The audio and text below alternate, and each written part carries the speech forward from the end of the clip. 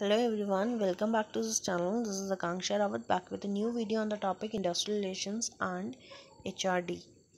So industrial relations refer करता है उन सारी relationships को between employer and employee.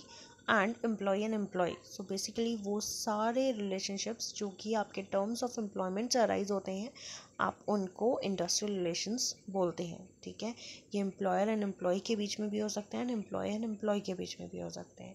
So HRD HRM का जो सब पार्ट है उसकी बेसिक एक्टिविटी एंड रिस्पॉन्सिबिलिटी बनती है कि वो ह्यूमन रिलेटेड मैटर्स का टेक केयर करे. ठीक है, किसी भी ऑर्गेनाइजेशन में एंड इंडस्ट्रियल रिलेशंस को मेंटेन कर सके.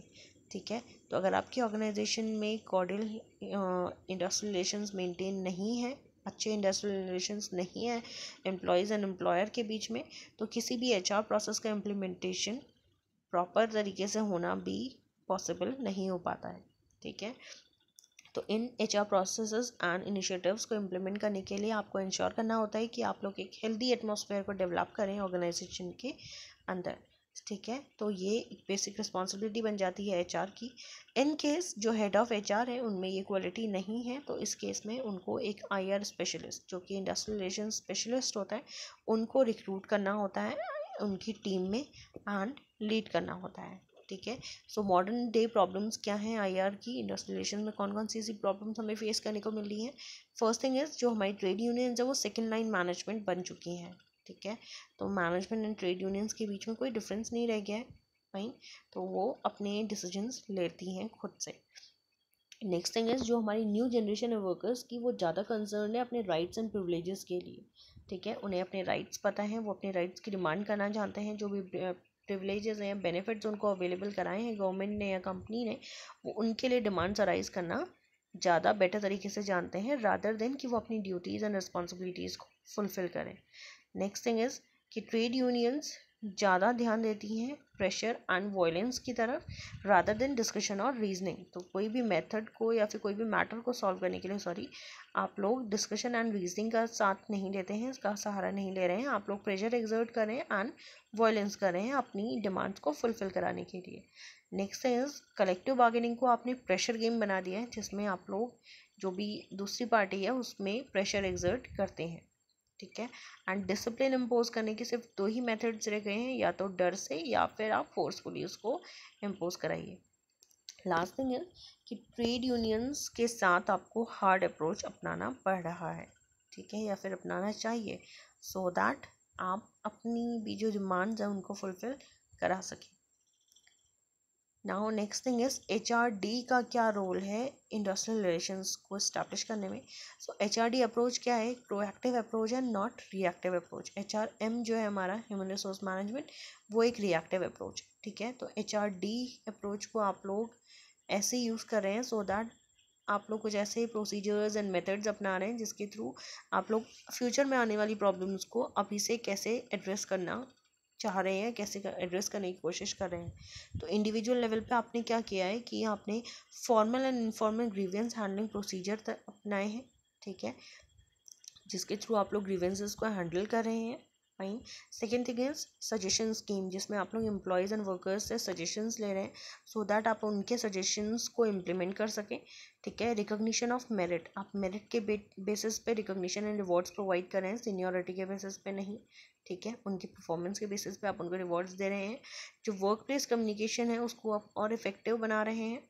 फाइन. जो भी न्यूज़ है या फिर जो भी ऐसी इन्फॉर्मेशन है जो कि वर्कर्स तक पहुंचनी चाहिए वो आप टाइमली उन तक पहुंचाने के लिए कम्युनिकेशन सिस्टम डेवलप कर रहे हैं. लास्ट थिंग इज़ काउंसलिंग, उनकी जो भी प्रॉब्लम्स हैं उनको सॉल्व करने के लिए आप लोग काउंसलिंग प्रोग्राम्स भी ऑर्गेनाइज कर रहे हैं. ऑर्गेनाइजेशनल लेवल पे आपने कौन कौन से मेथड्स अपनाए हैं. First thing is mission and objectives, आपने मिशन एंड ऑब्जेक्टिव्स को क्लियरली डिफाइन करा है. ठीक है, ट्रेड यूनियंस के साथ आप हेल्दी इंटरेक्शन बना रहे हैं. आप लोगों ने जो भी गोल सेट करे हैं वो म्यूचुअल डिस्कशन के साथ हैं. आपने पार्टिसिपेटिव फोरम्स डेवलप करी हैं जिसमें आप लोग दोनों ही टीम्स का पार्टिसिपेशन मैंडेटरी करते हैं. Next thing is communication process को और ज़्यादा इफेक्टिव बनाया गया है एंड टीम वर्किंग को आप प्रमोट कर रहे हैं। Last thing is red tapism को आप रिड्यूस कर रहे हैं। रेड टेपिज्म रेफर्स टू, इसको हम लोग बोलते हैं लाल फीताशाही, जिसमें आप लोग जो रिजिड से रूल्स होते हैं या बिल्कुल जो कि डूज एंड डोंट्स होते हैं जिनको आप बिल्कुल भी चेंज नहीं करना चाहते हैं, बिल्कुल भी फ्लेक्सिबल नहीं होते हैं, तो ऐसी चीज़ों को आप लोग फॉलो करते हैं, जिसमें आप लोग क्या कर रहे हैं, रिडक्शन लेके आ रहे हैं। ठीक है। सो HRD for better industrial relations, human resource development आपको कैसे हेल्प कर सकता है इंडस्ट्रियल रिलेशंस को बेटर बनाने में। फर्स्ट थिंग है कि आप यूनियन लीडर्स की वर्कशॉप ऑर्गेनाइज कर सकते हैं हिंदी में। यहाँ पे हिंदी से मीनिंग है कि आपकी जो भी रीजनल लैंग्वेज है उसमें, ठीक है, जो कि आपके मैक्सिमम वर्कर्स को समझ में आए, आप उस लैंग्वेज में यूनियन लीडर्स की एक वर्कशॉप ऑर्गेनाइज कराते हैं। Second thing is attitudinal training for workman in Hindi. यहाँ पे जहाँ पे भी आपने हिंदी लिखा है, इसका मीनिंग है उस लैंग्वेज से जो कि उस पर्टिकुलर एरिया से कनेक्टेड है, या जो उस पर्टिकुलर एरिया की जो लैंग्वेज है जो कि वो वर्कर्स जानते हों। ठीक है। आप लोग ट्रेनिंग प्रोग्राम्स ऑर्गेनाइज करा रहे हैं वर्कमैन के एटीट्यूड में चेंजेस लेके आने के लिए, उनके बिहेवियर को चेंज करने के लिए। Next thing is workman wage survey. आप वेजेस का सर्वे कंडक्ट करें, जो भी इंडस्ट्रीज आपको सही लगे, आपकी चॉइस हो इंडस्ट्रीज में, ठीक है, तो आप उनमें वर्कमैन के वेजेस से रिलेटेड सर्वे कंडक्ट करें एंड ट्राई करें कि जो भी आपके वेजेस हों वो अच्छे हों, एटलीस्ट वर्कर्स के लिए नेगोशिएबल हो। ठीक है। Next thing is workman cost of living survey at the locality town where your workman decide.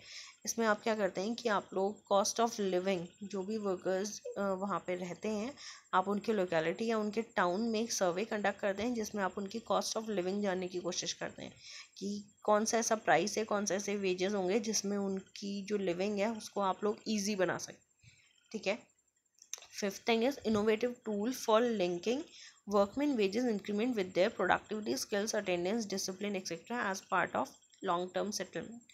ठीक है। तो यहाँ पे आप लोग इनोवेटिव टूल्स यूज़ कर रहे हैं सो दैट आप अपने उन वर्कर्स के जो वेजेस इंक्रीमेंट है उनको उनकी प्रोडक्टिविटी के साथ, उनकी स्किल्स के साथ, उनकी अटेंडेंस के साथ एंड वो कितना डिसिप्लिन मेंटेन करें, इन सारे फैक्टर्स के साथ आप लोग कनेक्ट कर सकें। ठीक है।